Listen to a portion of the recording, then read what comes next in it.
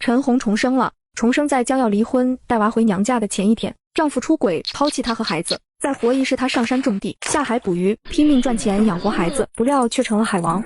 妈妈，你回来了，宝宝饿了，要吃饭。好的，宝宝，妈妈马上去做饭。你上午在家乖不乖？你爷爷呢？妈妈，爷爷去接爸爸了，爸爸要回来了。今天是于海回来的日子。结婚后，于海在济南打工，1-2个月才回来一趟。重生回来的陈红知道于海在济南有了外遇，那女人已经等不及了。陈红进厨房，烧了的豆角炒肉，凉拌的黄瓜，西红柿炒鸡蛋，又煎了的小鱼干，热了热昨天吃剩的鸡腿。于海父子还没回来，陈红就和儿子先开饭了。刚和儿子吃完饭，于海父子就回来了。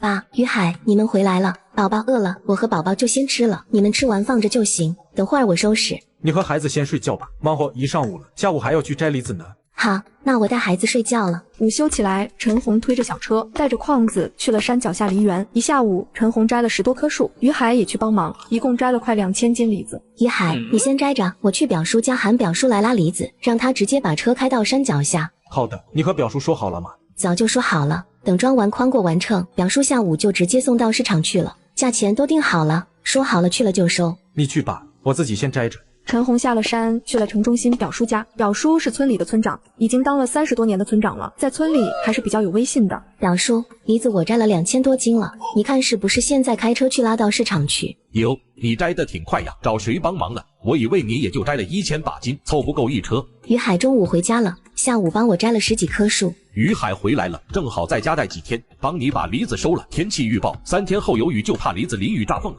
表叔说着，走到院子里，把3轮车启动起来。老姑，你把磅秤抬到车里，也上门去帮着装车过秤，人多快点。嗨，喊啥？这就来了。你表叔一辈子改不了急性子的毛病。表婶边和陈红说着话，边上了车后斗坐下。3轮车喷着一阵阵黑烟，开出了院子，沿着村耕路向西开到了山坡上。叔婶，你们别进地了，就在这看看秤，只有2000来斤，我和于海一会就运过来了。有于海在，我也能躲个来。于海，先别摘了，车来了，装筐往地头运吧。你都装筐里，我先运出去。经过1个多小时的忙碌，梨子都装上了车，送去市场的有2500斤。还得是陈红你有主见，当年花1000块钱买种苗，贵是贵了点，可结果了好卖呀，价格也挺好。是呀，虽说贵点麻烦点，瓜果销售就看出差距来了，在济南市场上5-6块钱1斤都找不到。于海拿出一叠钱交给陈红，今天的货款按2元每斤算的，一共是5000元。陈红抽出2张100的递给了表叔。表叔，这是你的运费。你给多了吧，给100就行。今天都是于海搬的货，我基本没动手。表叔，你说啥呢？于海就是打个补丁，算是给你帮忙的，你和我们还客气啥呢？快收起来吧。表叔，快把钱收起来，人家水果店让咱们明天多摘点，梨子送去2000多斤，他们不够卖。不行，明天再找2个人帮忙吧，尽量1-2天内把梨子都摘了，要不然后天就要下雨了。你二虎叔家2口子在家呢，他家现在地里也没啥活，他儿子和儿媳妇也在家，把他家4口叫上人就够了。那我现在就去。表叔表婶，你俩晚上别走了，正好于海也在家，我炒几个菜，你们爷儿几个喝2杯。不用，我和你婶回去吃1口就行，就不麻烦你们了。麻烦啥？就是多添2双筷子的事。陈红从厨房拿出竹篮，去后院菜园摘菜。现在菜地是胜果期，有茄子、黄瓜、西红柿，还有一小片韭菜、大葱。陈红把各种各样的蔬菜都摘了一些，凉拌个猪耳朵拌黄瓜，炒个西红柿炒蛋，土豆炖排骨，香煎个鲅鱼干，留昨天蒸的馒头。不到1个小时，晚饭就齐活了。还是家常菜吃的舒服，在外面饭店小摊吃的都不合口。那你就别走了。今年梨子能卖2万多块钱，现在海鲜价格也上涨了，虽说累点，但是收入也还可以了，不比在外面打工赚的少。我在济南这么多年，结交的人脉和开拓的销售渠道丢了，怪可惜的。这事以后再说吧。我也觉得于海还是回来吧，一家人都在一起，不用分隔两地。孩子也大了，快要上学了，年轻人不要怕苦怕累，种地打鱼，每年收入够5-6万是没问题的。这事以后再说吧。来，表叔，咱也2干1杯。这话头于海不接，于福也是一言不发。表叔表婶一看这是不对，可能有啥情况，就赶紧吃完饭告辞了。陈红，你先别收拾了，趁家里人都在，我有话要对你说。你说吧，我听着。陈红重生了。重生在将要离婚带娃回娘家的前一天，丈夫出轨，抛弃她和孩子。再活一是她上山种地，下海捕鱼，拼命赚钱养活孩子，不料却成了海王。陈红，我想和你离婚。你俩说吧，我带孩子回房间，别当着孩子面说这事。渔夫抱着孩子回了房间。为什么？是我做错了什么吗？你没做错什么，就是没感情了呗。还是熟悉的情景，还是熟悉的配方，连于海说的话都和前世一模一样。你不用找这么冠冕堂皇的理由，说吧，你是不是在外边有人了？既然想离婚，就坦坦荡荡的把事都说清楚。陈红，我对不起你，我只是犯了男人都会犯的错，我爱上了其他女人，这个婚肯定是要离的。哈哈哈！陈红笑了起来，一脸决绝。前世突然被离婚，陈红带娃回了娘家，只是娘家再也不是自己的家了。哥哥成家有自己的小家，家人之间也经常发生矛盾，鸡飞狗跳的日子过了2年。34岁的陈红带着女儿再嫁，从一个坑跳到了另一个坑里。为了维护再婚家庭的稳定，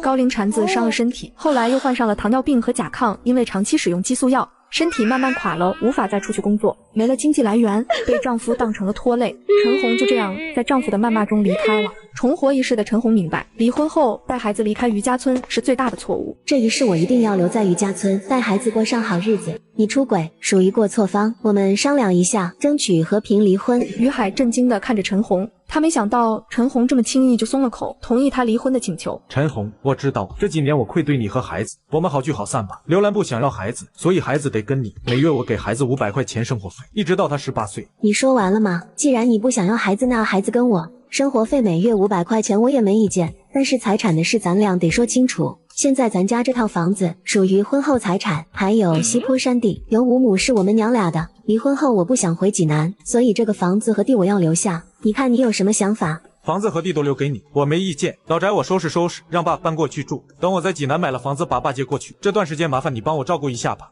你俩离婚我不管，我也管不了，以后我就搬回老宅住了。可是小小是我孙女，你不能不让我带孩子。于海，既然决定了离婚，那就和和气气的离。我支持陈红留在村里，能看着孙女长大，心里也踏实点。渔父出言打断了这个无比沉闷的气氛。陈红是个好孩子，你常年不在家，陈红把我照顾得特别好，村里哪个老人不羡慕？这样的好女人你都不要，将来你会后悔的。于老头想到这些年儿媳对自己的照顾，是真的伤心了。爸，想开点，除了我们要分开生活，日子和以前也没啥区别。孩子你想带就带，就是多了一张离婚证的事，没啥大不了的。你别难过了，事情发展到这一步，我也没办法了。我知道你的心大了，咱们这个小地方留不住你了。陈红，你没难为我，我很感激你。你放心，就是离婚了，我也是小小的爸爸，有什么困难能帮的我肯定帮。前世于海也是这样说的，但也就说说罢了。前世的于海在婚后和刘兰又生了一个儿子，有了车有了房，两人每年挣40-50万。给女儿的抚养费一直都是500元，从来都没涨过。500元一，在村里生活还行。孩子上了初中，光吃饭一项花销都不够，也就刚刚能吃饱，是吃不太好的。陈红陷入了回忆中，记得女儿上初中的时候，有一次给于海打电话，要求给女儿增加点抚养费。于海对他说的话让他终生难忘。光够吃饭的那就不少了，孩子是我们2个人的孩子，我管他吃饭的钱，穿衣用度不该你出钱吗？一句话让陈红彻底心寒，从此再也没为抚养费的事联系过于海。陈红，你在听吗？你提的条件我同意了，我们什么时候去办离婚手续？着急啥？明天先把梨子摘了，忙完这几天再去办离婚。我只有4天假，大后天下午就要回济南。行，我尽快。陈红把餐桌收拾干净后回到了房间。宝宝困了吗？时间不早了，妈妈带你洗澡睡觉去。妈妈，爸爸和你离婚，他不要我们了吗？陈红的嗓子突然间就哽住，咽下满心的苦涩。宝宝，你知道什么是离婚吗？妈妈，我害怕，离婚就是不要我们了。宝宝，我和爸爸不再是夫妻，但我们还是你的爸爸妈妈，咱们还是在这个家里住，咱娘俩的生活不会改变。你喜欢爷爷就继续和爷爷玩，和以前没啥不一样。我知道了，妈妈，宝宝困了，想睡觉。好，妈妈带你去洗澡睡觉。看着女儿娇憨的睡颜，陈红一直提着的心终于放下了。改变从现在开始，留在余家村生活，看来是一个正确的决定。既然老天给了我重新开始的机会，今生我一定要好好把握。陈红重生了，重生在将要离婚带娃回娘家的前一天，丈夫出轨抛弃她和孩子。再活一世他上山种地，下海捕鱼，拼命赚钱养活孩子，不料却成了海王。天还没亮，陈红就起床了。今天是大潮汐，他要早点去赶海，赶点海货，多添几个菜。陈红提上水桶，拿上小铁耙，快速向海滩走去。现在刚刚4点半，今天来得太早，一个人都没有。陈红兴奋不已，哈哈，今天这整个海滩都是我的了。陈红穿梭在礁石群里，拿着铁钳子翻翻找找，小铁耙挥舞得飞快，不一会就发现了目标。这么大的螃蟹，每个都有7、8两了。说着又扒拉开礁石，手往小水洼伸去。哈哈，发财了，居然是2条3斤多重的鲈鱼。陈红把鱼装进桶里，看向前面，离他5步远的水坑里有大鱼在打水。这条鱼肯定不小，打水的动静真大。陈红几步窜到水坑前，拿着铁钳子一扒拉，是2条海扇。今天的海扇真大，它俩加起来都5斤了吧？收了。哟，好大个八爪鱼！陈红赶紧用铁钳子把它夹起来，放到桶里。这个海螺也不错，收了。哟，这还有一个大龙虾呢，回去做给宝宝吃。陈红在海滩上翻翻找找1个小时，看看时间快6点了，海滩上也来了很多人在赶海，他赶紧回家准备早饭。回到家，于府和于海都已经起床了。爸，小小还没醒吗？没醒呢，你这是去赶海了？今天还要摘梨子，休息不好，你的身体能受得了吗？爸，没事，我就去了1个小时，今天赶到了好多大货，我们有口福了。陈红边说边走进了厨房，把桶里的收获都倒在一个大盆里，清理干净，蒸了一碟螃蟹和鲈鱼，然后煮了一锅香喷喷的海鲜粥。开饭了，爸，于海，你们先吃，我去叫小小。陈红回到卧室，小小刚好睁开眼睛，坐了起来。妈妈，我起床了。好，先洗脸刷牙，今天早上有好吃的哟。什么好吃的？妈妈今天赶海，捉到了大龙虾。哇，我要吃。陈红回到厨房，端出了大龙虾，大虾已经变成红红的，散发出一阵浓浓香味。宝宝，你最爱吃的大龙虾，你和爷爷爸爸一块吃。我们不吃，给孩子吃。这只虾不小，够吃的。真是美味，也就是在家才能吃到，在济南都买不到这么新鲜的。一家人3下5除2吃了个精光。吃完早饭，于海推着小车往山脚下梨园方向走去。今天打算帮忙把梨子全摘完。陈红左手提竹篮就要出门。爸，你在家带小小，别带孩子去果园，他皮肤嫩，别被洋辣子给蛰了。好吧，我还想帮你们装筐呢，今天能摘完吗？能摘完，加上表叔2口有6个人呢。宝宝，你在家要好好听爷爷的话。妈妈，我听话，我还会帮小鸡喂食收鸡蛋，能干很多活。乖女儿，你真棒，妈妈走了。陈红到了果园，手脚麻利的把梨子摘到筐里，摘了几筐。陈红回头一看，于海一会儿直起身子捶捶腰，一会儿甩甩手。于海，你还行吗？你不知道男人不能说不行吗？是不是因为离婚了你就开始报复，故意污蔑我？行得很，放心吧，再有半个小时，我把这片全给你摘完。小样，让你死要面子活受罪，一会儿让你买手起泡，每月往家交千把块钱，就觉得有多大功劳似的。这下让你也享受做农活的快乐，那你加快点速度。别存，快了。于海手臂抡得飞快，刷刷刷的摘着梨子。陈红、于海，你们来的挺早啊，干了这么多活了。表叔、表婶和二虎叔2口子进了地里，我们也就早来了1个小时。陈红，你是打算边摘边称重装筐吗？我想着咱们人多，男人摘梨子，女人装筐称重，反正今天就这30多棵树，肯定能干完。表叔，你看这样行吗？亲，就这样干吧。 6个人分工合作，干劲十足，摘了2个多小时，眼看还有5、6棵树就摘完了。表叔，咱们快摘完了，把车开来，直接装车吧。好嘞，这就去。表叔直接把车开到地里，大伙装车的装车，装矿的装矿。表叔和于海运了2趟才运完，半小时后，表叔和于海回来了。今天一共卖了2车8000斤。陈红今天卖了16000块钱，加上昨天卖的5天，今年的梨子都收入过了2万块钱了。 真不错，我也没想到今年能结了这么多果子。收，你说是不是蔬果蔬的好，果子大产量才上去的？那肯定是。前几天我家摘的梨，看着树上是数量多，实际果子小，压不了秤，还不如你的小树产量高呢。于海把钱递给陈红，这是今天卖梨子的钱，一共16000，你收这吧。陈红接过钱，从中抽了200元递给村长。表叔，这是今天的运费，你收着。不用了，昨天不是给了200吗？昨天是昨天的。 今天是今天的，您客气啥呢？你这么大年纪了，怎么还能让你又搭力气又搭油的？那你们歇着，我先回家了。表叔说完，缓缓往家里走去。你下午还有事吗？没事的话，我就和爸先去收拾老宅，明天上午咱们就去民政局把离婚证领了。行，那就明天去办了。重生回到80年，我和渣男离了婚。孤身一人出海捕鱼，只为了让女儿过上好日子。一夜好眠，陈红早早起床，起来先洗脸刷牙，然后又去把后院的鸡喂上，用昨天赶海的小海贝煮了一锅海鲜粥，煎了2个鸡蛋，早饭简单又营养。妈妈，爷爷和爸爸呢？吃着饭，小小迷糊进过去了，终于发现少了2个人。爷爷和爸爸去老宅吃饭了，以后他俩在那边住。为什么爷爷去那住了？他不带我一起玩吗？房子太久不住人就容易坏，你爷爷去住一段时间，爷爷以后都在那边吃。你想和爷爷玩就给他打电话。那好吧，我要和爷爷玩，还得走这么远吗？不呀，5分钟就到老宅。明年你就上小学了，从现在开始你多跑跑，就当锻炼了。小小没吱声，孩子很聪明，他大概也知道这种情况是爸妈离婚造成的，他也没办法改变。宝宝，吃饭了吗？于海爷俩进了院。吃过了，爷爷，你和爸爸吃了吗？我们也吃了，宝宝真乖。陈恒，你忙完了吗？咱们收拾收拾去城里吧。好，忙完了，那咱们现在就走。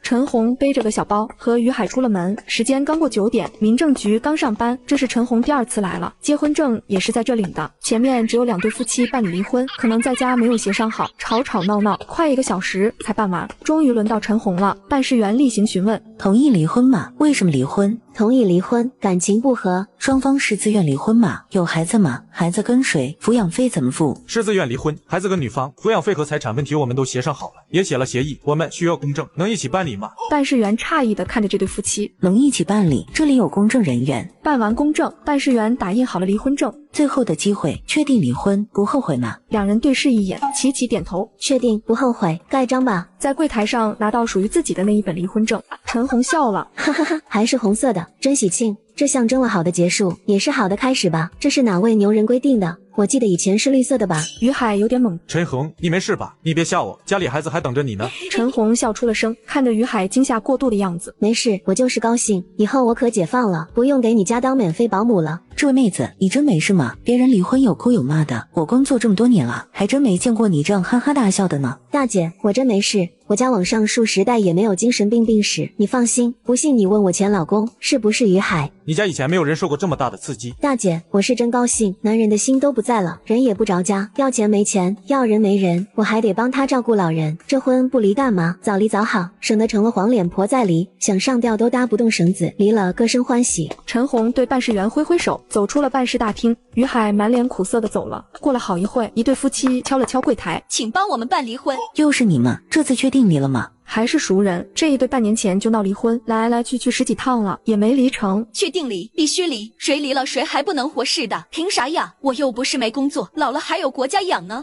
老娘以后自己挣钱自己花，做什么黄脸婆下什么厨房。离了，老娘天天下馆子，天天逛街买衣服，美死你个王八蛋！长这个熊样，1月挣2000块钱还天天出去浪。浪上2次没钱吃饭，穷死你这个熊玩意！女人慷慨激昂，英勇豪迈，女强人的气势拿捏得死死的。要不咱再回去考虑考虑？不用考虑，以前老娘放不下过去的感情，你他娘变着法逼我离，现在老娘不伺候了，办事员赶紧给办手续，他要不离，老娘去法院告他，他出轨还鬼混，老娘告得他丢工作丢人，让他现在就浪不起来。女办事员脸上挂着标准的职业微笑。男方愿意离婚吗？男人看着气势2丈8的老婆，愿意自愿离婚。陈红并不知道婚姻登记处发生的事情，从民政局出来，他就一个人回了家。爸，我回来了。回来了，晚饭在这吃吧。不在这吃了，我这一天没这家鸡鸭都没喂呢，我带小小回去了。行，回去吧，明天让小小自己过来就行。你该干活就干活，孩子你别管了，中午也让他在这吃，我一个人闲着也没事。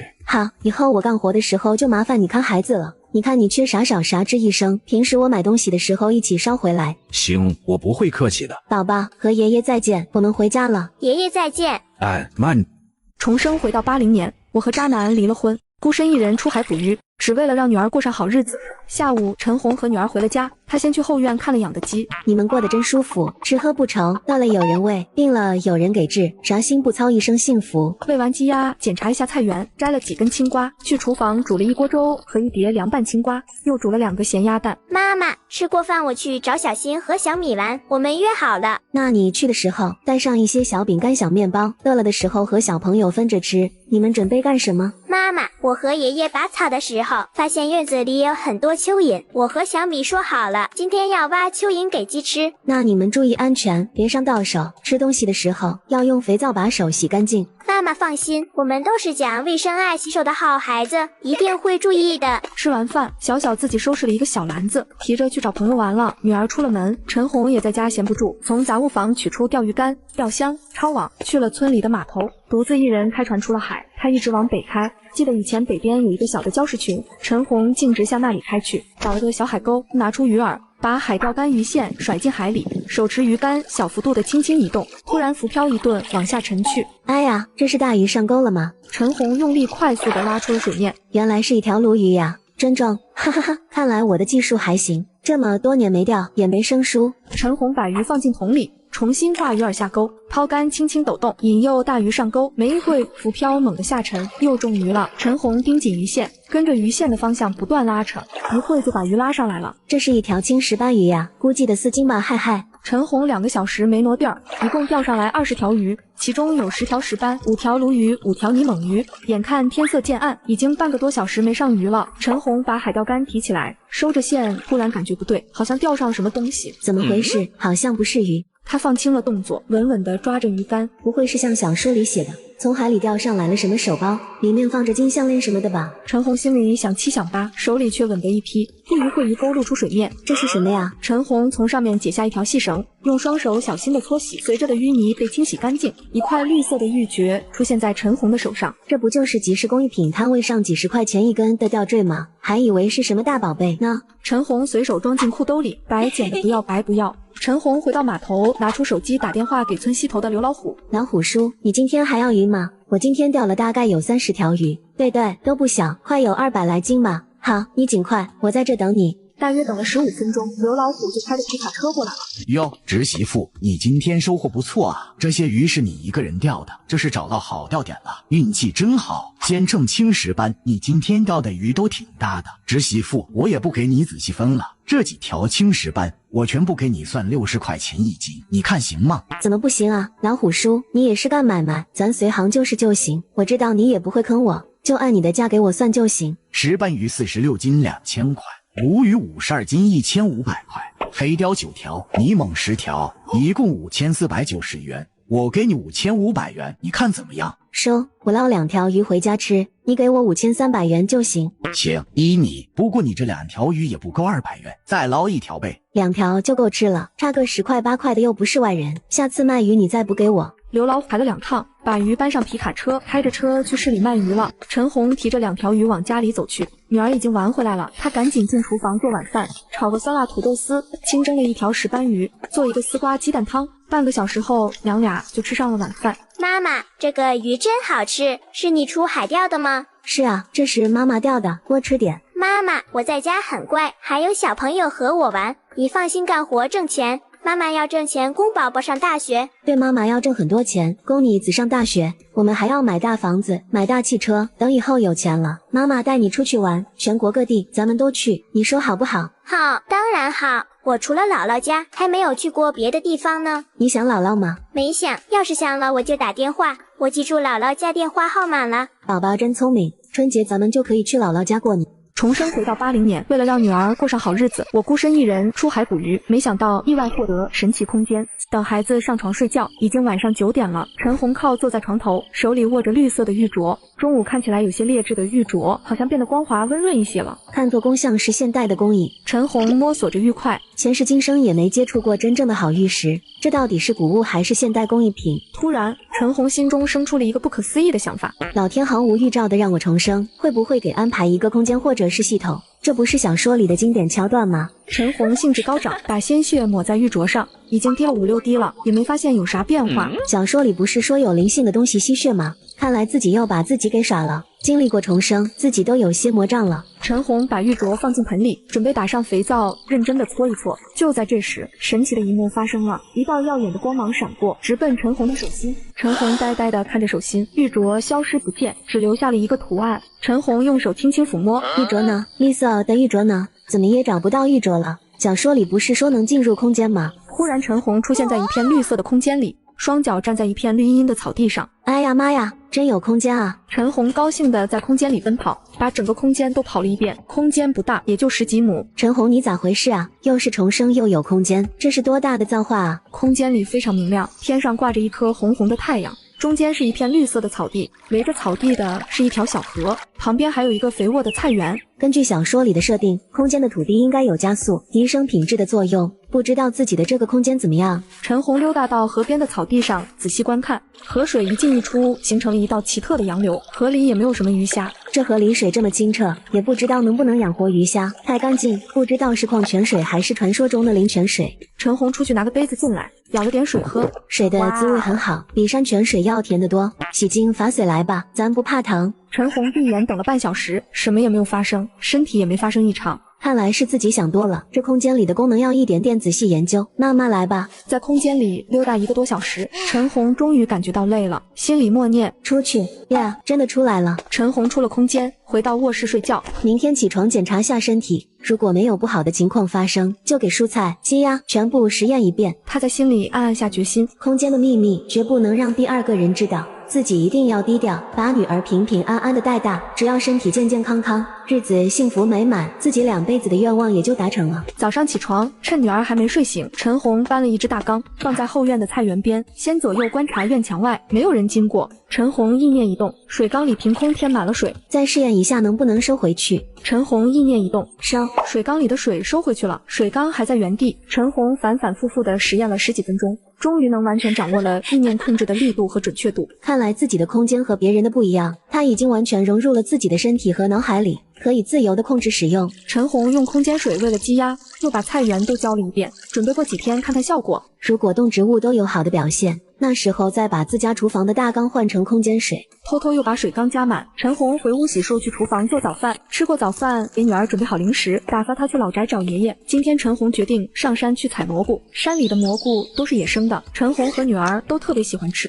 重生回到80年，我意外获得神奇空间，靠着空间进山采蘑菇。陈红背着个背篓，拿着个篮子，独自上了后山。他准备进山摘蘑菇，顺便也找找看有什么果树，准备移栽到空间里试试。陈红顺着山路一直走，先进了树林，松树下经常生长很多蘑菇。陈红翻翻找找，发现了一片松蘑，他拿起篮子就往篮子里摘。雨后的蘑菇真多啊！陈红不到半小时就捡满了一篮子。他又仔细地顺着松林往里找，发现一棵大树干，上面长满了嫩嫩的木耳。这好像是一棵榆树，半篮子木耳大约得有6、7斤，晒干也能有2斤干货了。再往前走，陈红发现了一棵快要枯死的大树，长满了一簇簇密密麻麻的平菇，又大又嫩，一看就很好吃的样子。陈红赶紧把篮子放在树下，把一簇一簇的平菇都摘下来，装满了篮子，才割了1/3，树上还有2/3没有采呢。如果都采下来，这一棵树的产量就得5、60斤。可惜的是，篮子已经装不下了。陈红拍了一下自己的脑袋，傻不傻，傻不傻，自己现在是有空间的人了，有多少东西装不下？陈红也不往篮子里装了，一手扶着平菇，一簇一簇的摘，摘完直接收到空间里的草地上，10几分钟就把这棵树都收完了。没有了蘑菇的树干变得赖赖巴巴的，难看得很。看你贡献了这么多蘑菇的份上，给你浇点空间水吧，也不知道这空间水管用不管用，能不能救回你的命。陈红边和芙蓉树说着话，边给他浇了很多空间水。陈红悠闲地在树林里转悠，他发现了好大一片黄金，他蹲下身子，拿着小锄头仔细地挖着，它的叶子像竹叶，在山林里还是比较好辨认的。等回家把地松了，种在空间里，留着以后炖鸡吃。陈红不再往前走，转转悠悠往回走，路上又发现了3棵板栗树，看品种果子个头小小的，应该是油栗。陈红选了一颗小的，刨出来收进空间。等种活结果了，给女儿做糖炒栗子吃。11点，陈红出了树林，听老人说离灌木林不远有一个山泉。又走了5分钟，陈红终于听到了水声，眼前是一个很深的水潭，潭水里只有手指长的小鱼2、3只，不知道是没有大鱼呢，还是都藏在水潭下。据说冷水鱼挺好吃的。陈红扫视着周围的环境，忽然在一靠近潭水的石壁下发现了几颗白色的兰花。陈红拿着锄头走过去，仔细一数有5颗。陈红挖了3颗移到空间里，正好家里也没有什么好看的鲜花，不知道这野生被栽到花盆里好不好活。陈红在这周围寻寻觅觅，越往深山植被越多，忽然发现有一大片野葡萄。除了人工种植的，我还从来没看到过像这么大片的葡萄。陈红动手快速地摘起葡萄，忘记带剪刀了。还真是穷人乍富，都忘了自己随身仓库呢。小农一时改不了，以后得把常用的东西都准备一份放空间里。光葡萄就摘了1个多小时，进空间一看得有200-300斤。陈红哑然失笑，这么多葡萄，吃是吃不完了。回家酿成葡萄酒吧，野葡萄酿出来的葡萄酒肯定很好喝。陈红出了空间，继续向前走，翻过一个山头，陈红突然发现了10几棵茶树，他掐了一片嫩叶，嚼了嚼，清香浓郁，回甘悠长，是好茶种。正在观察哪棵好下手刨出来，一抬头突然发现一双眼睛正盯着自己，仔细一看，哈，原来是一条野鸡脖子。野鸡脖子学名虎斑草颈蛇，剧毒，浑身青绿色，最爱盘踞在树上。陈红折了一根树枝，挑起蛇就往地上摔，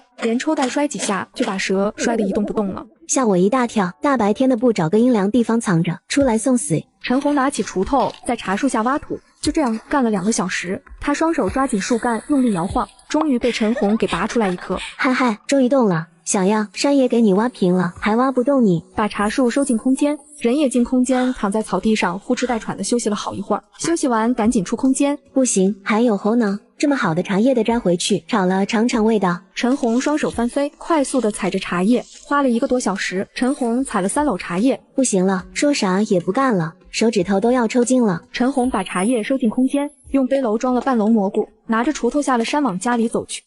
人生回到80年，我意外获得神奇空间，用灵泉水种植作物。宝宝，妈妈回来了，跟妈妈回家了。妈妈，你上山了吗？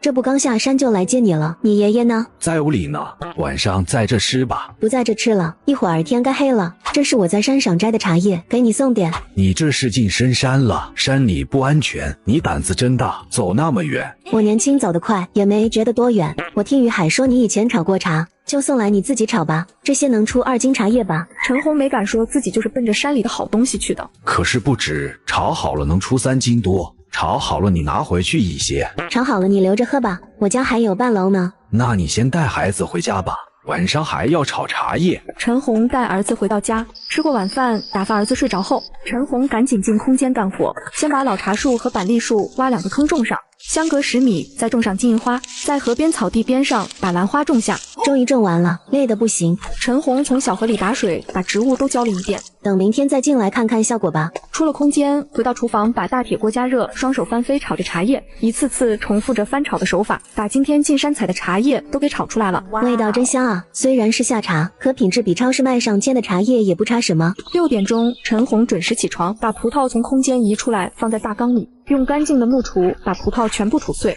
把桶里的葡萄汁带皮倒进缸里，一共装了2个大半缸，估计得有300斤。这次用野葡萄酿出来的葡萄酒肯定好喝。忙完，陈红拿了2斤茶叶和评估，溜达着去了村长家串门。你怎么有空过来？这是提得什么？婶子，这是我昨天上山采的，也没花钱，你收起来。这蘑菇真好，又嫩又大，还有这茶叶也是你在山里采的。是啊，昨天晚上连夜炒出来的，给你家拿点。你这是进深山了，你这孩子胆也太大了，以后可别去了，太危险了。婶子你放心，以后我不会一个人去了。陈红，我怎么听说你公爹搬回老宅了呢？你爷俩闹矛盾了吗？婶子，正好我要跟你说这事呢。这次于海回来，我们把婚离了。咋就离婚了呢？你俩谁先提的？是于海提的，他不想和我过了，我就同意了。哎呀，你这孩子，发生这么大的事，你怎么不早告诉我们呢？是不是于海在外面有外心了？怪不得这2年很少回来了。你公爹怎么说的？孩子都这么大了，还闹什么离婚啊？劝得了人，劝不了心。于海的心早不在这个家了，离了我自己也解放了。你这孩子，这不是委屈自己吗？这个熊孩子，要是早知道，你叔能打断他的腿。婶子，你别生气了，我都把这事放下了。聊了一会儿，看时间已晚，陈红和郭婶告辞回家了。郭婶家，陈红刚走一会儿，村长回家了。哟，这茶叶真好，是谁给的？能是谁？陈红送来的，别人谁给你？这孩子真不错，有点什么好东西也分卸给咱家。于海和陈红离婚了，你知道吗？你说什么？于海和陈红离婚了？我不知道啊，这是怎么回事啊？于是郭婶就把陈红来串门告诉他的事，原原本本的说给村长听。你说于海这是干的什么事呀？在外面胡搞乱搞，真不是个人。于海这一离婚，他倒是能光明正大的胡搞了。陈红说没说以后怎么办吗？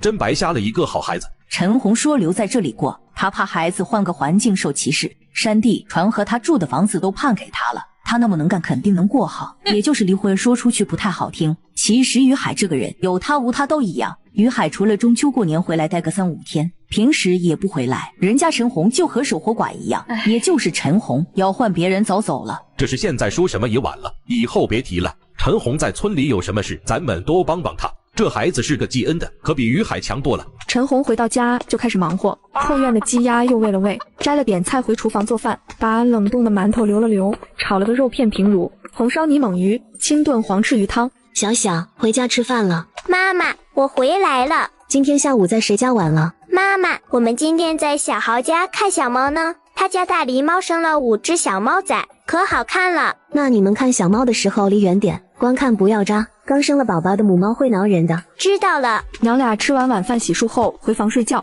，1小时后看女儿睡得像小猪一样。陈红进了空间，看了看昨天晚上种的茶树，这空间泉水也太神奇了，才一晚上叶子都长大了不少。走到河边看了看兰花也活了，花正开得热闹，好香啊，香味好像比昨天更浓郁了。看来空间确实是适合种植的，不过自己的这个空间作用也没有那么逆天，这倒让陈红松了一口气。他可不希望河水太逆天了，把人和动植物改变得太显眼。陈红出空间去了杂物房，把家里留的种子都拿进来，用锄头在板栗树附近开了几畦地，把花生、玉米各种了2垄，又浇了空间泉水。等明天再进来看看种子发芽情况，不知道空间河水能不能养活海鱼。要是不行，就挖个小池塘，收点海水进来养些。从1980年，我意外获得神奇空间，用灵泉水养殖鱼苗。陈红在市场和小商贩讨价还价，买了1桶鱼苗，迫不及待提着鱼苗就往家赶。先去了自家地里的池塘，提起水桶就把鱼倒了进去，又引进空间泉水。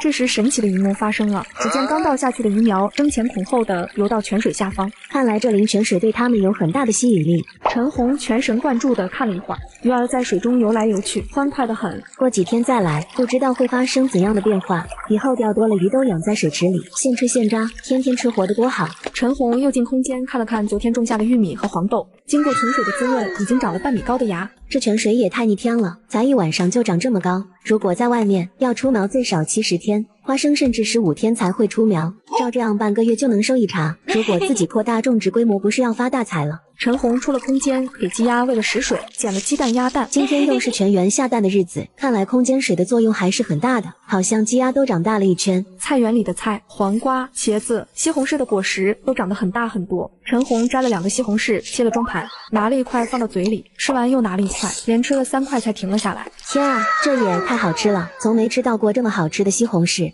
想来应该是灵泉水的作用，太神奇了。既然空间水的作用是好的，把厨房用水也换了吧。陈红在厨房放了1缸空间水，这时小小也起床了。妈妈，我们今天吃什么？小宝想吃什么呢？妈妈给你做。我们早上喝粥吧。妈妈给我煎个蛋好吗？好，妈妈这就去。陈红煮了1锅绿豆粥，又留了2个包子，煎了2个鸡蛋，又把西红柿摆上。妈妈，你腌的西红柿好吃，又香又甜。好吃你就多吃点，等会我给你装一些带去给爷爷吃。好，我知道了。吃过早饭，小小提着西红柿去了老宅，陈红背上背篓，拿着镰刀去了果园。一排排的桃树因为长期无人管理，桃子看着又小又涩，营养不良的样子。陈红把桃树挨个浇上了空间泉水，希望泉水能发挥作用，改良桃树品质。又把玉米地里的杂草薅了，干完都11点了，把嫩草装了1筐。陈红赶紧回家做饭，猪耳朵切了半个黄瓜，炒个鱼香肉丝，打个西红柿鸡蛋汤。一会儿小小回来了，手里还提了个篮子，里面装了10来个紫红色的李子。小宝，这些李子是你爷爷让你拿回来的吗？村长表爷爷送的，他家果园的李子熟了，就摘了给大家分分。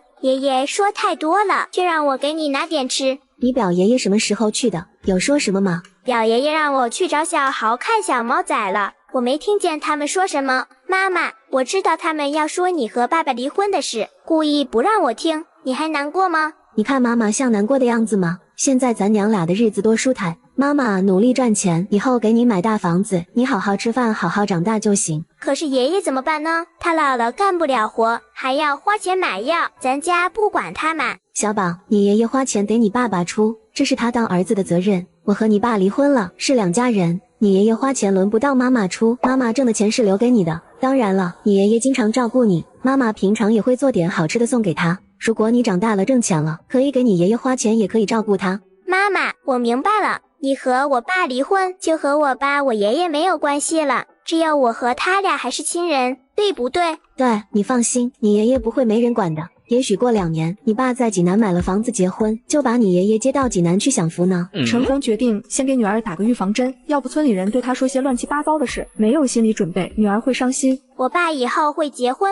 小小睁大了眼睛，惊讶地说：“他才30多岁，要是不想着再结婚，他干嘛和我离婚呀？就像以前那样，他在济南不回来，自己过不就行了？”我知道了，妈妈。吃过午饭，趁着女儿睡午觉，陈红进了空间，看到金银花的树冠长大了1倍，直径都有快2米了，花朵已经有很多都开了，长得好快，再不采摘就浪费了。陈红提起背篓就开始采，采了1个多小时，把能采的花苞都采完了，估计能有10多斤。等明天晒到屋顶上去，2天就能干。茶树的叶片又肥又大，又抽出了很多枝条，看样子也该采了。今天太累了，留着明天晚上采吧。陈红出了空间，先拿出手机查看了一下天气预报，渤海晴，气温22度至28度，东北风1级，预计后2天有大到暴雨。看来明天适宜出海，后2天要变天了。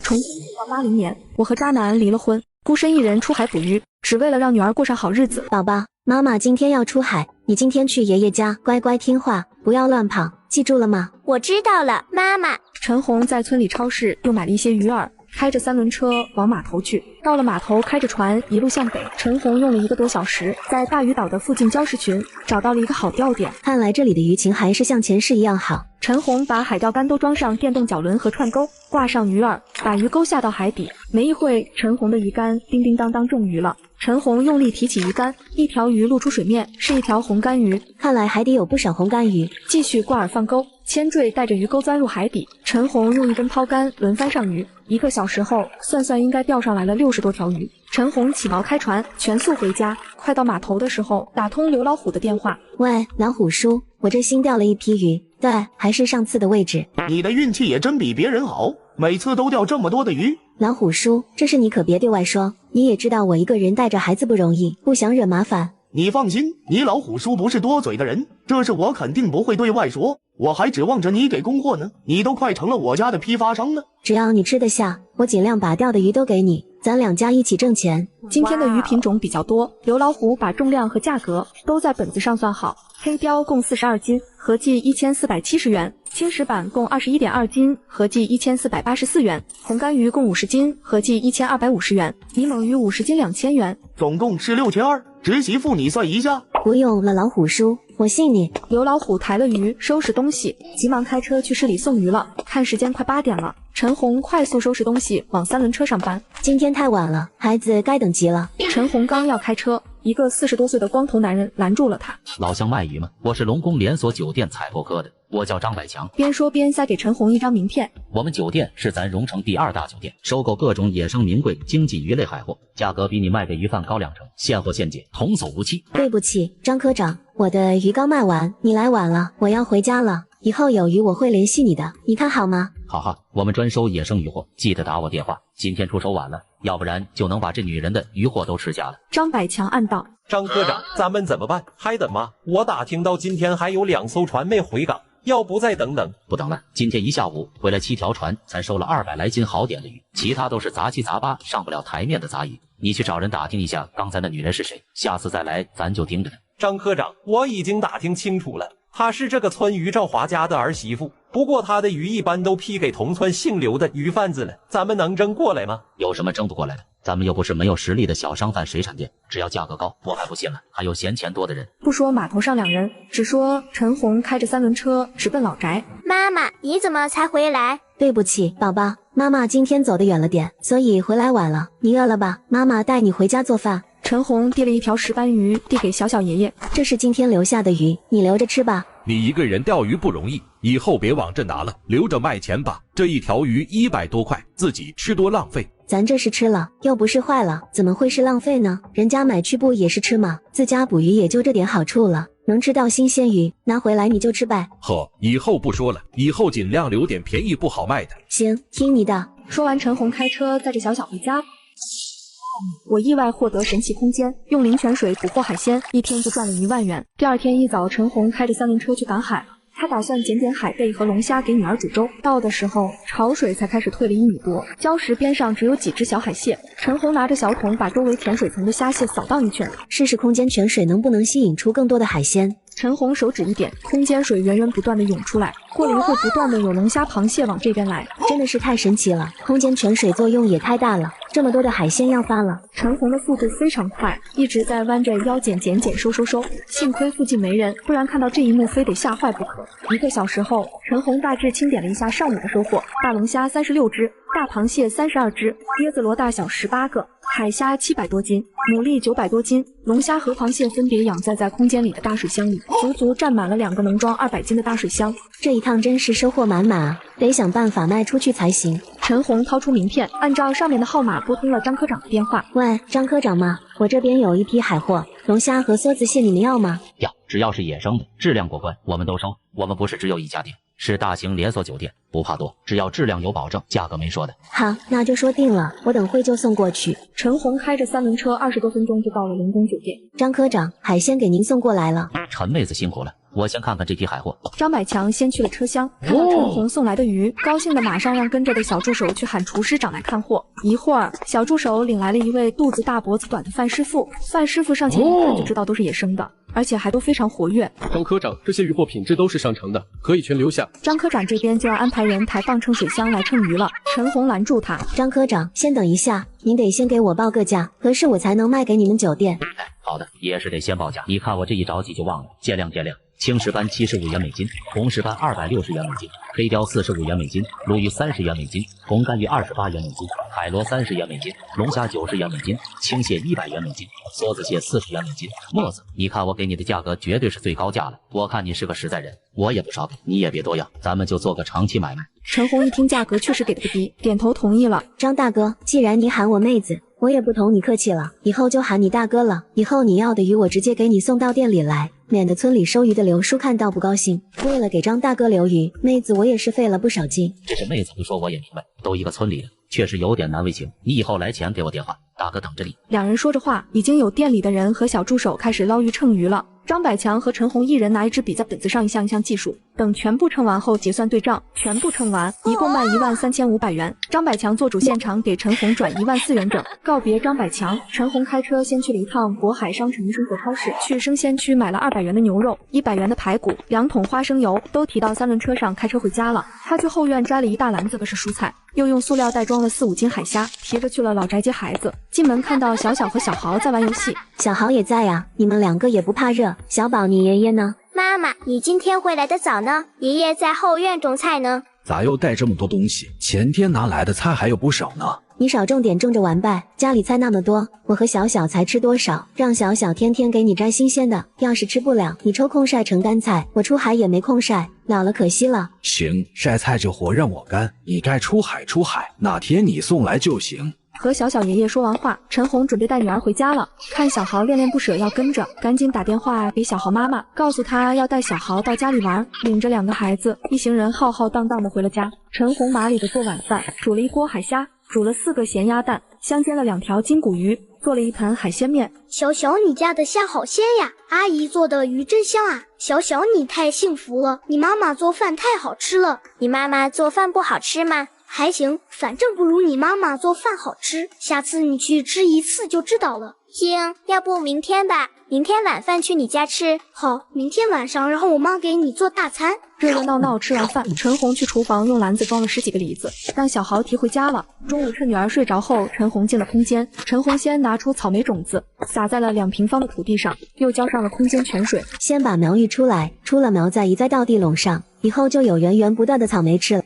我用灵泉水浇灌过的草莓，竟然1晚上就成熟了。陈红慢慢走进草莓地，地垄上的草莓个个有鸡蛋大，鲜红的果实垂在地垄边，密密麻麻排成一排，诱惑人去采摘。陈红摘下一个草莓，迫不及待地放到嘴里吃了起来。哇，又香又甜，太好吃了！陈红3下2下就将草莓整只吞了。现在市面上的草莓都是又小又酸的大棚货，根本就没有这么好吃的草莓。要是拿到市场上卖，这绝对是价高又畅销啊！陈红连忙又上前将草莓树都浇了一遍。中午，陈红一口气把草莓都摘了，全部装进了竹筐里，一筐筐的草莓个大又饱满，看着很是诱人。陈红独自开着3轮车拉着草莓去了县里的菜市。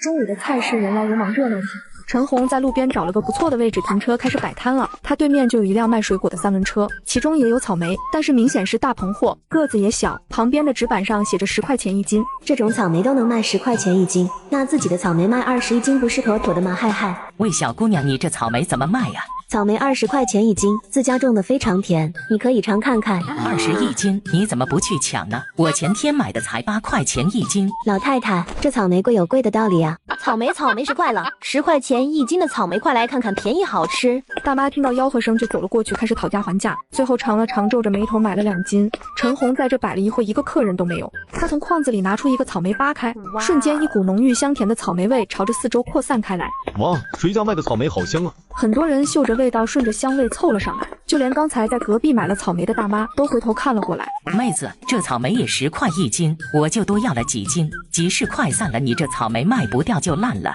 婶子，我家草莓就值这个价，20块钱一斤，少1分都不卖。你这破草莓卖20一斤，你咋不上天呢？那么贵，傻子才买。大妈骂骂咧咧的走开了。卖草莓了，又香又甜的草莓，新鲜采摘20块钱一斤，不好吃不要钱。来，这位美女，你尝尝，好吃再买，不好吃就不买。哇，好好吃啊！从没吃过这么甜的草莓，给我装2斤。不对，我要5斤。好的，稍等。有人带头之后，其他路人也纷纷上前品尝了草莓，纷纷的掏钱，一会的功夫就全都卖完了。没想到自己种的草莓这么好卖，一共卖了100斤，2000块钱到手了，嗨嗨。陈红开着3轮车回家了，家里的忙完了也没啥事干。陈红提了一条石斑，装了1篮草莓去了村长家。我和你叔10来天没见到你了，听说你天天长在海上了，怎么样？这几天收获还行吧？还行，我就是早出晚归的，没到处空来串门。婶子想我了。可不，上次我去你家，你公爹说你出海钓鱼去了。我这中午就剩下自己一个人了，就想来婶家蹭个饭聊聊天。那可好，我也想和你聊天了，整天在家和你叔大眼瞪小眼的，早烦了。郭婶边说话边看陈红带来的东西。咋又带这么些东西来呢？你来吃饭能吃几粒米？这草莓都过季了，你这是在哪买的？现在肯定很贵，你留给孩子吃呗。我昨天下午去了市里卖了点鱼货，顺手买了点，拿来你们就吃呗。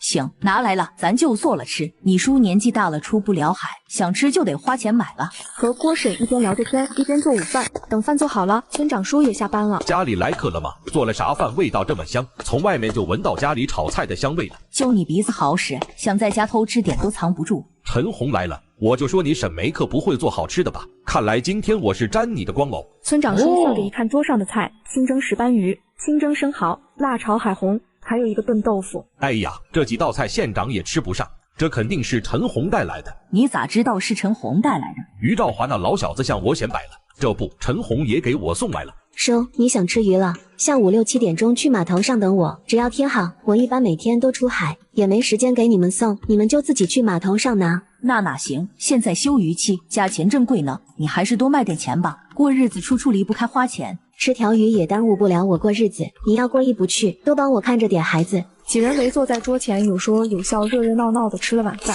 我用灵泉水养殖的鱼苗，竟然1个星期就长大了几10倍。陈红回了家，拿着渔网先去了自家的池塘，他打算看看用了灵泉水养的鱼长势如何了。怎么回事？1星期前刚放的鱼苗竟然能长这么大？只见1星期前刚放的小鱼苗已经大了10几倍，每条都有20斤的样子。天啊，这灵泉水也太逆天了！短1星期像打了激素一样。还好我这平时没人路过，不然就麻烦了。突然一阵急促的电话铃声打断了陈红的思绪。喂，张科长有什么事吗？陈妹子，你还能不能搞到昨天那样品质的海鲜？明天北京的客人要回去了，王总想要给客人弄点高档海鲜带回去。昨天的海鲜没有了，但是我自己养的鲈鱼品质非常好，每条都有20斤这样。什么？居然有这么大的鲈鱼？收，有多少要多少？大概有2000斤这样，您过来看看再决定价格吧。好的，我一会和厨师长过去。半个小时后，一辆豪车停在陈红家鱼塘边上，张百强和厨师长缓缓走了出来。张科长，你们来了。陈妹子，你说的鲈鱼在哪呢？在鱼塘。几人放眼望去，只见一条条体积巨大的鲈鱼在水里游来游去。张科长和厨师长惊异不已。这些鲈鱼跟我之前见过的野生鲈鱼一模一样，难不成是野生的？不是，这是我自己养的。陈妹子，你也太可爱了。不仅嘴厉害，养鱼也是一把好手啊！嗨嗨，平时就靠这个谋生。张科长，您看看这鲈鱼价格能给多少呢？一般的鲈鱼是20斤，你这鲈鱼品质绝对是上等。60块钱一斤，你看看。陈红惊诧不已，没想到自己养了1星期的鱼，居然能卖出这么高价。行，陈红连忙点头，生怕说晚了这单生意就不成了。妹子，你这次真帮了我的大忙，今天能收获这么多，王总肯定会满意。张科长不用客气，咱们长期合作，互相帮忙应该的。张百强掏出手机，拨通了电话，吩咐工人过来捞鱼称斤。过了一会，一辆卡车开了过来，2名工人拿着渔网走了出来。老板，现在开始捞鱼吗？可以开始了。工人上前一看，被池塘里的鱼震惊不已。我还是第一次见这么大的鲈鱼。2名工人上前热火朝天的干了起来。没一会儿，功夫工人便捞了10条体积巨大的鲈鱼，装在桶里。站在边上的张百强看着十分惊喜，不禁感叹道：“陈妹子，你真是我的大福星啊！这鲈鱼品质太好了，有了这些鲈鱼，我总算能跟大老板交差了。还得感谢您经常照顾我生意呢。也说不上照顾，关键是你提供的鱼货品质最好，我们才能合作成功。”老板，总共捕捞了10条鲈鱼，称了重量一共250斤。陈妹子，按照之前说的价格60元一斤，一共是1万5，没带现金，我给你转账了。好，张百强拿出手机就给陈红转了过去。收到了，谢谢张科长。说完，张百强便和工人带上鲈鱼回去了。已经下午6点了，夕阳西下，陈红沿着小路慢慢往家里走。小宝，你爷爷呢？你怎么一个人在家呢？爷爷回老宅了，爸爸今天回来了。知道了。今天晚上你想吃什么？妈妈去给你做。妈妈，你看着做吧，你做的什么都好吃，我都喜欢。我女儿真乖，妈妈这就去做饭。陈红进了厨房，先把小米粥煮上，拿出1只3斤重的大龙虾，放在大铁盆里，用个毛刷刷用力的刷洗干净。大锅里添水，放上笼屉，把大龙虾蒸上，接着又做了海米搭油菜、肉末酸豆角，还有1锅小米粥。这些菜好吃吗？好吃。宝宝，想外公外婆了吗？想呀。那明天妈妈和你回去外婆家玩。好呀，妈妈，我可想外婆了。那今晚要早点睡，明天咱们就过去。我知道了，妈妈。吃过晚饭后，陈红掏出手机给爸爸拨了1通电话。爸，你在家吗？在家呢，刚完工。你老长时间也不给家里打电话，没事吧？嗓子怎么了？没事，有点感冒了。你和妈也注意身体。你自己带好孩子，最近过得怎么样？爸，我挺好的。明天我带小小回去和你们玩几天。好，我让小英给你收拾好房间，什么都不用带，家里什么都有。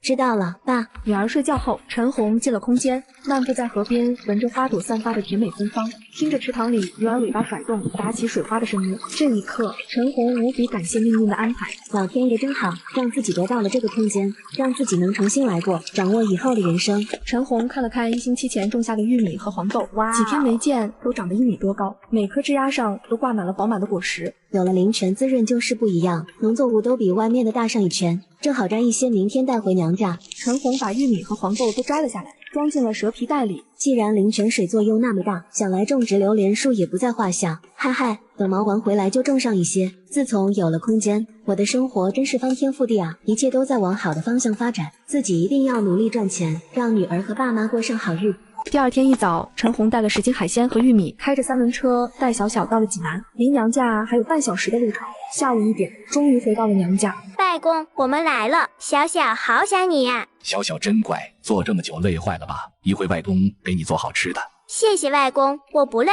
小红，带着孩子怎么还拿那么多东西呢？多累呀！回自己家还搞这些干什么？爸，我都放车上，累不着。来，先进来坐着。小七带小小一起玩去。好嘞，小小，我们去玩吧。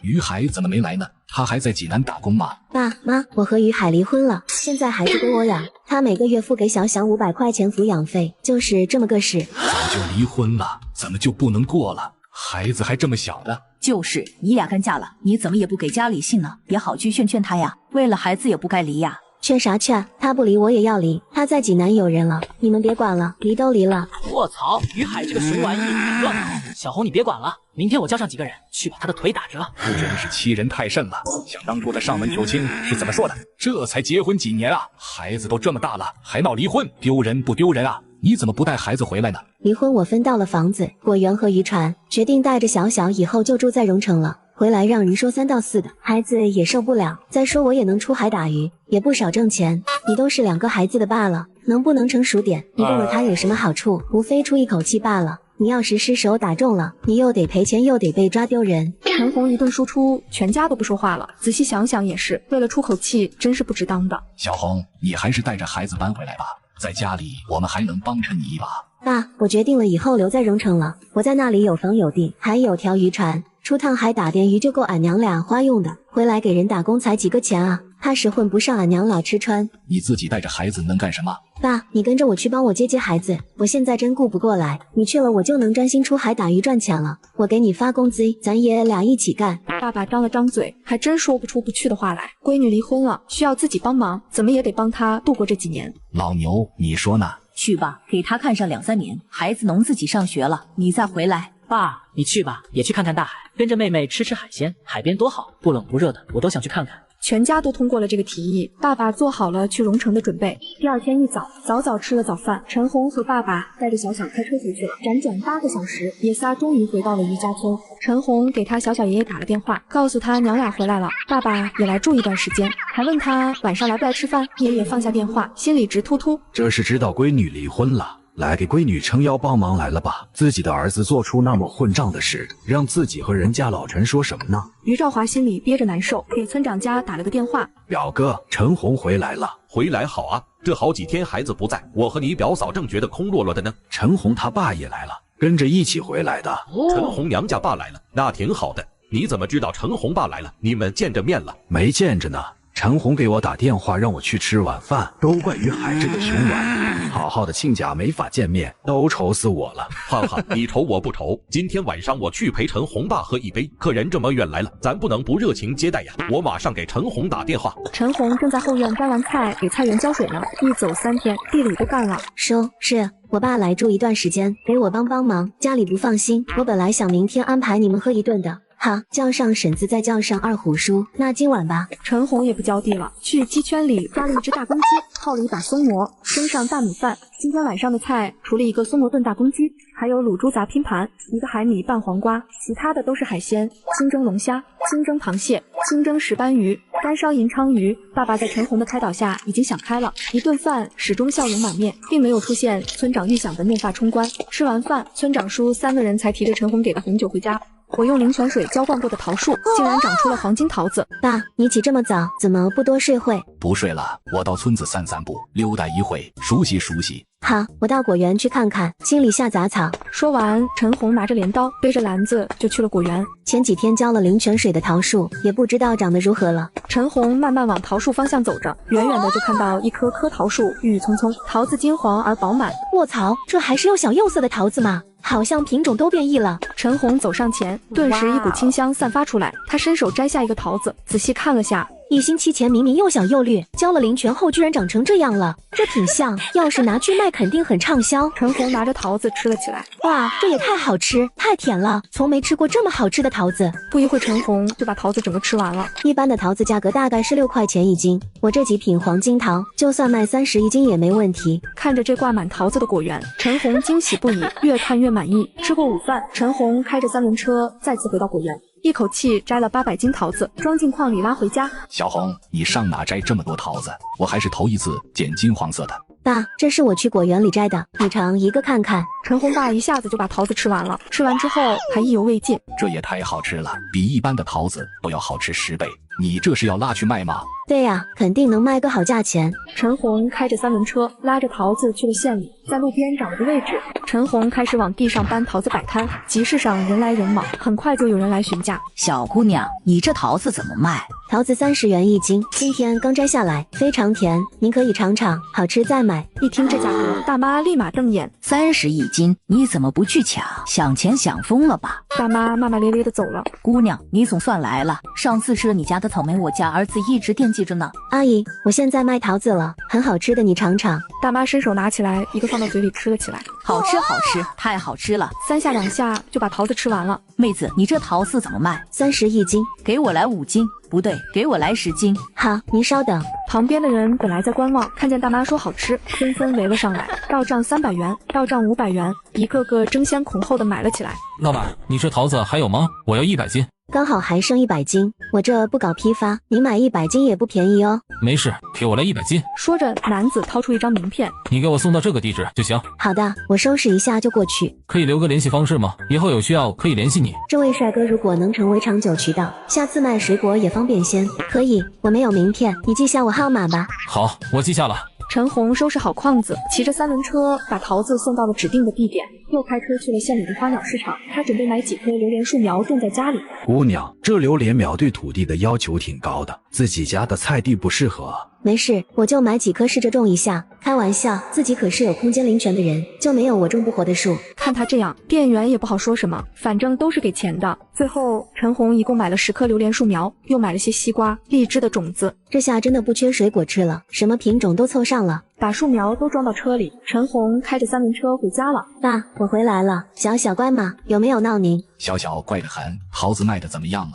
全卖完了，30块一斤。什么？30块一斤，全部卖完了？对呀，黄金桃好吃得很，一共卖了800斤，除去成本净赚2万元。陈红爸震惊不已，2万块钱相当于全家1年的收入了。小红，你没骗我吧？真有这么挣钱？爸，这是真的，我还打算扩建果园，种榴莲树。能挣钱咱就干，一会爸去把地翻翻。陈红和爸爸扛着锄头就去了果园，先把旁边的空地都翻了，挖了10个坑，又把榴莲苗种上去。趁着老爸去除草，陈红用空间泉水把树苗都浇了一遍。接下来你们可要好好长大。忙完已经下午6点了，陈红赶紧回家做晚饭，先去了鸡舍把鸡喂了，又捡了1篮子鸡蛋，做了道西红柿炒蛋，凉拌猪耳朵，热了热昨天的馒头，又做了份玉米炒肉。妈妈，你做的饭真好吃。是啊，比得上饭店的大厨了。嗨嗨，自己可是用的空间泉水，能不好吃吗？好吃你们就多吃点。小红，明天我想去山里摘些药材。爸，我带您去吧，去熟悉了以后您再自己去。好，听你的。